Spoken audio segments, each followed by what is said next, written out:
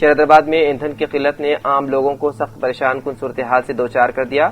مسلسل تیسرے دن بھی شہر کے کئی پیٹرول پمپس پر اسٹاک ختم ہونے کی وجہ سے گاڑی مالکان کو شدید مشکلات کا سامنا ہے۔ زیادہ تر پمپس پر نو اسٹاک کے بورڈ لگے ہوئے ہیں، جبکہ جہاں پیٹرول دستیاب ہے وہاں کئی کلومیٹر تک گاڑیوں کی لمبی قطاریں دیکھی جا رہی ہے۔ خاص طور پر پرانے شہر کے کئی علاقوں کے ساتھ ساتھ چمپا پیٹ اور آئے سدن جیسے علاقوں میں صورتحال انتہائی خراب ہو گئی ہے۔ گھنٹوں قطار میں کھڑے رہنے کے باوجود پیٹرول اور ڈیزل نہ ملنے پر گاڑی مالکان نے شدید غصے کا اظہار کرتے ہوئے پمپوں کے سامنے احتجاج کیا۔ وہیں دوسری جانب پمپس کے قریب گاڑیوں کا رش بڑھنے سے اہم سڑکوں پر شدید ٹریفک جام ہو رہا ہے، جس سے مسافروں کو سخت مشکلات کا سامنا ہے۔ ایندھن کی فراہمی کب معمول پر آئے گی، اس بارے میں کوئی واضح اطلاع نہ ہونے کے باعث شہریوں میں تشویش پائی جا رہی ہے۔ مصروف زندگی کے درمیان گھنٹوں ایندھن کے لیے انتظار کرنا پڑنے پر ملازمین بھی اپنی ناراضگی ظاہر کر رہے ہیں۔ جہاں ایک طرف حکومت کی جانب سے وافر مقدار میں پیٹرول، ڈیزل اور LPG کی دستیاب کے دعوے کیے جا رہے ہیں اور افواہوں پر توجہ نہ دینے کا مشورہ دیا جا رہا ہے، وہیں دوسری جانب پیٹرول پمپ پر نو اسٹاک کے بورڈ نظر آ رہے ہیں۔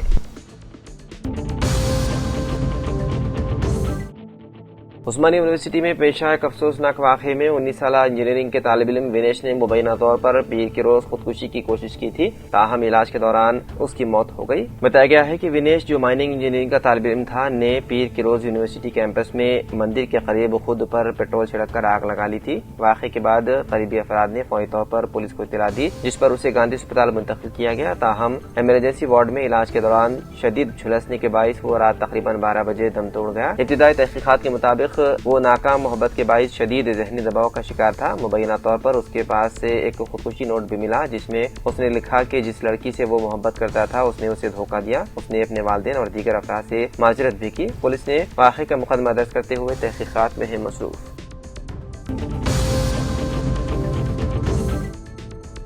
تلنگانہ کانگریس کی خاتون لیڈر شیراز خان کا انتقال، آج مہدی پٹنم میں نماز جنازہ کی جائیں گی ادا۔ تلنگانہ کانگریس کی متحرک لیڈر اور سماجی کارکن شیراز خان، جو TPCC اقلیتی لیڈر ساحل خان کی اہلیہ تھی، انتقال کر گئی۔ ان کے انتقال کی خبر سے سیاسی و سماجی حلقوں میں غم کی لہر توڑ گئی۔ اطلاعات کے مطابق مرحومہ کی نماز جنازہ آج بعد نماز ظہر مسجد عزیزیہ مہدی پٹنم حیدرآباد میں ادا کی گئی۔ احباب اور متعلقین سے اپیل کی گئی ہے کہ وہ شرکت کر کے مرحومہ کے لیے دعائے مغفرت کرے۔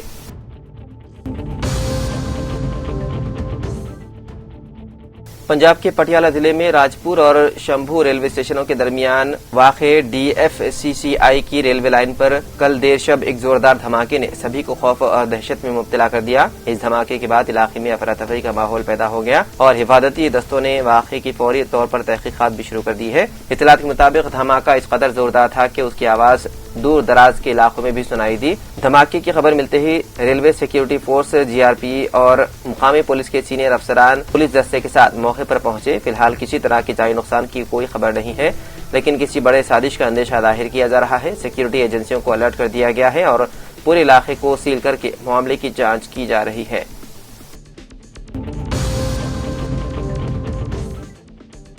تلنگانہ شدید گرمی کی لپیٹ میں ہے، جہاں تیز دھوپ اور جھلسا دینے والی گرمی نے معمولاتی زندگی متاثر کر دی ہے۔ صبح 8 بجے سے ہی سورج کی تپش سے عوام پریشان ہے۔ ریاست میں پہلی بار درجہ حرارت 46 ڈگری سینٹی گریڈ سے تجاوز کر گیا، جس پر تشویش بڑھ گئی ہے۔ حکام کے مطابق پیر کو صرف ایک دن میں ہیٹ اسٹروک سے 2 افراد ہلاک ہو گئے ہیں۔ نظام آباد ضلع میں سب سے زیادہ 46 ڈگری سینٹی گریڈ درجہ حرارت ریکارڈ کیا گیا، جبکہ عادل آباد، نرمل اور پیدا پلی اضلاع میں 45.9 ڈگری اور دیگر علاقوں میں 45 ڈگری سے زائد درجہ حرارت ریکارڈ کیا گیا۔ حیدرآباد کے مختلف علاقوں میں زیادہ سے زیادہ درجہ حرارت 42.5 ڈگری سینٹی گریڈ درجہ حرارت ریکارڈ ہوا، جس کے باعث شہری زندگی متاثر ہوئی۔ محکمہ موسمیات نے خبردار کیا ہے کہ آئندہ 3 دن تک ہیٹ ویو کی شدت برقرار رہے گی اور درجہ حرارت میں مزید 1 سے 2 ڈگری اضافہ ہو سکتا ہے۔ شمالی تلنگانہ کے چند مقامات پر ہلکی بارش کا بھی امکان ظاہر کیا جا رہا ہے۔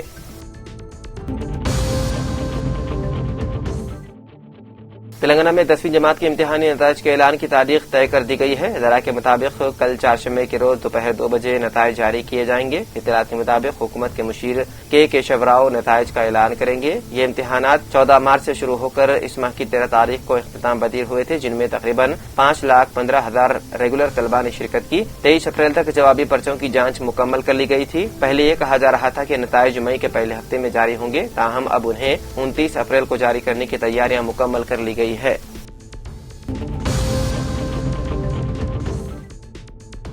BRS کے سربراہ KCR نے ریاست کی ابتر صورتحال پر تشویش کا اظہار کرتے ہوئے کہا کہ BRS کے دور حکومت میں زرعی شعبہ سمیت کئی شعبے ملک میں سر فہرست تھے۔ کانگریس کے دور حکومت میں تلنگانہ اراضیات پر قبضے، مکانات کی انہدامی، مالیاتی بد نظامی میں سر فہرست تھے۔ انہوں نے BRS کی ریاستی کمیٹی کے سوا دیگر تمام کمیٹیوں کو تحلیل کر دیا۔ BRS کی یوم تاسیس کے موقع پر تلنگانہ بھون میں منعقدہ ریاستی عاملہ سے خطاب کرتے ہوئے ان خیالات کا اظہار کیا۔ KCR نے ریاست کے موجودہ حالات پر سخت برہمی کا اظہار کرتے ہوئے کئی بڑے فیصلے کیے۔ اس موقع پر انہوں نے کانگریس حکومت کی کارکردگی اور BJP قائدین کے بیانات پر کڑی نکتہ چینی کی۔ پارٹی کے ورکنگ پریزیڈنٹ KTR کو نئی کمیٹی کی تشکیل، رکنیت سازی اور تربیتی کلاسز کے انعقاد کی اہم ذمہ داریاں سونپی گئی ہیں۔